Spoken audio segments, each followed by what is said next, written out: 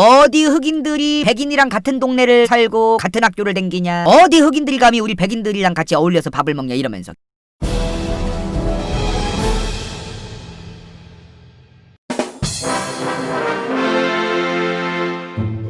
남북전쟁이 보통 이제 노예제도를 폐지하려는 공화당과 북부민주당 사람들, 노예제 폐지를 막으려는 남부민주당 사람들, 요렇게 싸웠겠구나 라고 우리가 알고 있는데 사실과 좀 많이 달라요. 남북전쟁이 어떻게 시작이 된 거냐면은 미국 영토가 이렇게 있죠. 근데 요 남부 쪽에서 그냥 갈라진다고 했어요. 그냥 갈라진다. 달리 말하면 그냥 요 미국이라고 하는 유나이티드 스테이츠 오브 아메리카, 이 스테이츠에서 탈퇴를 하겠다, 요 드립을 일단 까. 싸운 게 아니야. 초반부터 이제 우리 전쟁하자 이게 아니라 우리는 곧 죽어도 노예제 폐지를 받아들일 수 없다. 그러니까 그러면 갈라지겠다 라고 얘기를 한 거예요. 13개주가 이제 연방을 탈퇴하겠다고 얘기를 한 거죠. 그렇게 1861년 2월 4일 남부연합이 등장합니다. 남부연합이라는 국가가 갑툭튀 돼요. 근데 여기서 우리가 잘 생각해야 돼. 그러면 이제 좀 내란 선동을 하는 사람들이구나. 맞기는 맞는데 미국은 연방주의 국가잖아요. 갈라진다고 해도 어차피 주별로 조금 제도적으로도 조금 다른 게 많았고 영토도 상당히 넓었고, 그러니까 그냥 갈라지는 것에 대해서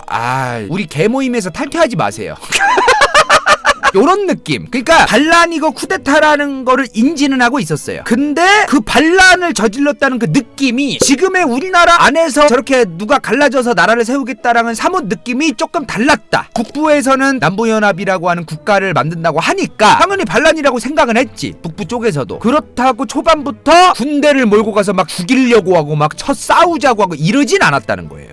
일단 초반에는 공화당 링컨 행정부가 왜 이래, 우리 연방이잖아, 연방들끼리 잘 지내고 이제 합심해야지, 협상부터 하자, 노예제 폐지하는 것도 조금 소프트하게, 조금 좀 슬로우리하게 할 테니까 너무 그렇게 갑작스럽게 무슨 나라를 세워 니네, 대화하지 마자, 이런 스탠스였어요. 그래서 남부연합이 아까 국가를 언제 만들었다 그랬어? 1861년 2월 4일에 만들었다 그랬죠. 이날 당일에 평화회의를 개최합니다. 만나 어떻게 됐을까? 파토.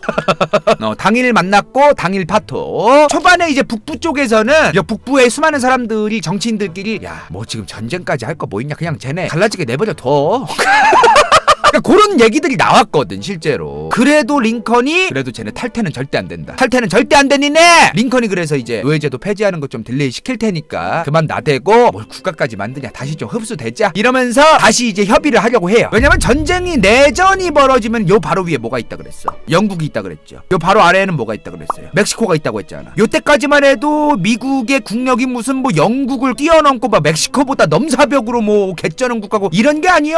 다 도찐 개찐 이었어요. 그러니까 지금의 미국을 상상하면 안 돼. 여기서 근데 남부랑 북부랑 싸워. 그러면은 뻘빛 잘못하면 끽하면은 영국이 여기서 내려올 수도 있고 멕시코가 밑에서 위로 올라올 수도 있는 거잖아요. 그러니까 내전은 절대 안 된다, 전쟁이 일어나면 이거 진짜 다 삿된다, 이런 얘기를 했던 거죠. 링컨도 다시 협의를 하려고 하는데 링컨이 공화당이잖아. 그러자마자 공화당 강경파들이 이제 들 그냥 강력하게 그냥 조져버려, 내라는 뭐 꾸미고 저 새끼들 저거 쿠데타 세력들, 요런 얘기들이 막 이제 나오기 시작해요. 당연히 이렇게 강경파들, 공화당 강경파들이 강경하게 진압하자는 얘기가 나왔다는 것을 남부연합도 들었겠죠 당시에. 근데 요 남부 지역에 미국의 군수물자, 군수공장 이런 게 남부에 꽤 있었어요. 근데 그러한 시설들은 대부분 미국의 중앙정부 소유죠. 근데 그거를 남부가 접수하기 시작하는 거야. 예전에 전쟁 나면 무기고부터 접수하려고 그러죠. 왜? 무기가 고로 군사력이거든. 무기고 접수하면 끝나는 거예요. 무기고를 남부연합이 이제 접수하기 시작했다는 소식을 링컨이 듣자마자 저 이제 무기고에서 이제 폭탄이고 뭐고 이제 그런 거 총 들고 이제 그러면 이거 전쟁 커진다, 이거 어떡하냐 해도 바로 싸우진 않아요.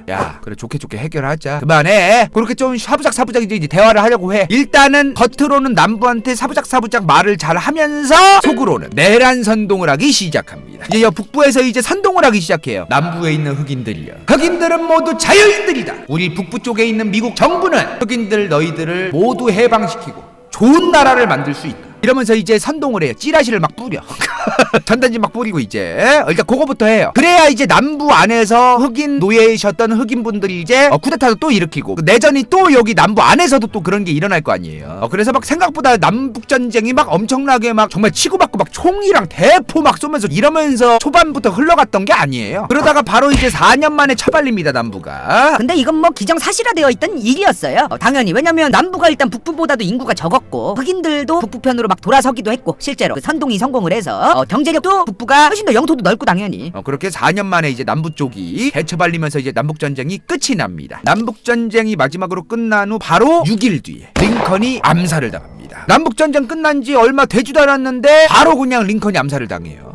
존 윌크스 부스, 이 양반이 링컨을 암살했어. 이 양반이 이제 노예제도라던가 이런 거를 좀 신봉하던 사람이거든요. 남부를 지지하던 사람이죠. 이 사람은 뭐 링컨 암살됐어도 소용없었어요. 뭐 링컨 암살한다고 노예제 폐지 수순이 뭐 멈추나? 링컨이 죽었어도 그 당시 부통령이었던 앤드루 존슨, 링컨이 사망했어도 앤드루 존슨 부통령이 뒤에 바통터치 받아서 그대로 노예제 폐지를 끌고 가서 미국 수정헌법 제13조 14조를 추가하면서 이제 노예제 철폐, 흑인도 시민권을 가진다, 아예 쐐기를 박습니다. 이게 미국에서 노예제가 폐지된 총 과정이에요. 남북전쟁을 왜 짧게 설명을 했냐면 미국에서 링컨이 당선된 이후에 노예제도가 폐지된 것의 본질은 남북전쟁이 아니기 때문에 이렇게 얘기하는 거야. 어차피 남북전쟁이 안 일어났어도 노예제는 폐지될 거였기 때문에 남북전쟁이랑 크게 그 노예제 폐지의 어떤 그 본질적인 부분에서 큰 상관이 있는 건 아니라는 거예요. 그럼 본질이 뭐냐? 이미 옛날에 미국 건국 초기부터 영국이라는 국가가 먼저 노예제를 폐지했고, 한편으로 정치인들은 이제 표계산 때려서 흑인 노예들의 표받을 각도 보고 있었고, 다른 나라들도 당시에 미국뿐만 아니라 멕시코라던가 유럽에 있는 수많은 국가들이라던가 이런 나라들도 미국이 노예제 폐지하기 전부터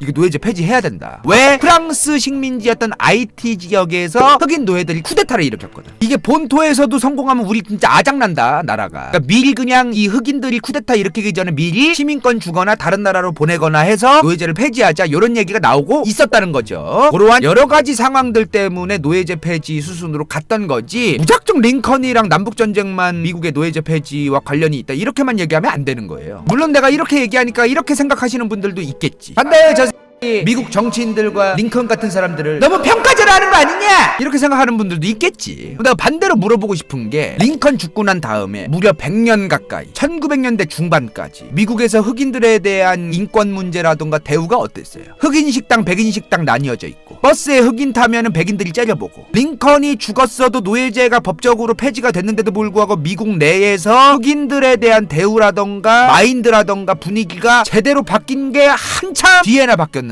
미국 본토의 흑인들이 노예제가 폐지되고 흑인들이 시민권이 생기고 노예방이 되었다고 해서 링컨이 죽고 난 뒤에도 바로 흑인들이 시민처럼 대우받고 이런 여론이 거의 없었다는 거죠. 정말 흑인들이 노예제도에서 해방돼서 시민으로 살아가길 바랬다면 공화당이든 누구든 간에 제도적으로, 법적으로, 또 국가의 어떤 교육적으로 겉으로만 우린 노예제도 폐지했음, 니네 시민 끝! 이게 과연 정말 흑인들이 노예에서 해방돼서 잘 살길 바라는 마음에서 당시의 공화당과 북부민주당 이러한 정당 들이 노예제 폐지를 공약으로 했던 것인가, 이런 거에 대해서 저는 상당히 많은 의문이 있어요. 어디 흑인들이 백인이랑 같은 동네를 살고 같은 학교를 다니냐, 어디 흑인들이 감히 우리 백인들이랑 같이 어울려서 밥을 먹냐 이러면서 개토화가 됩니다. 개토, 어떤 특정 집단이나 이러한 사람들을 분리하고 거주토록 하는 어떤 구역이라던가 이런 거, 법적으로 개토화를 한 건 아니죠. 근데 여러 가지 상황들이 개토화를 만들었던 거죠. 최소한 백인들이든 흑인들이든 똑같은 교육을 받고 똑같은 인프라 혜택을 받고 똑같은 어떤 그 사회성이나 이런 게 길러질 수 있는 환경에서 자라고, 요런 건 필요한 거거든요. 근데 이런 거는 전혀 안 하고 그냥 개토화가 돼서 흑인들은 교육도 제대로 못 받고, 흑인들이 시민권이 생겼어도 수많은 백인 기업가들이 흑인들 싫다면서 안 뽑고, 이러한 상황이 계속해서 이어졌거든요. 그러면서 뭐가 돼요? 할렘가가 됐겠죠. 당연한 거예요. 할렘가 같은 빈민촌에서 애들이 태어났어, 흑인 애들이. 그러면 태어나서 보고 배우는 게 뭐예요? 마약, 갱단, 총 가지고 싸우고 있지. 태어나자마자 어릴 때부터 요런 범죄라던가 이런 거가 만연한 거를 보고 듣고 자라면은 저런 걸 해도 된다고 생각해요. 저런 걸 하면 안 되고 죄의식을 가져야 된다라는 게 거의 없어. 이거는 흑인들 뿐만 아니라 중국의 빈민촌이든 한국의 빈민촌이든 요런 범죄가 계속해서 이미 몇십 년, 몇백 년 동안 이어져 왔다면은 다 마찬가지겠죠. 이건 전 세계 만국 공통이거든요. 남미도 마찬가지고.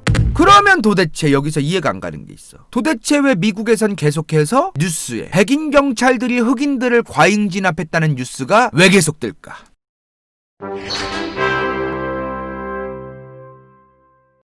이번 영상이 볼만했다면 좋아요와 구독, 재미없었다면 이건 재밌을지도 몰라.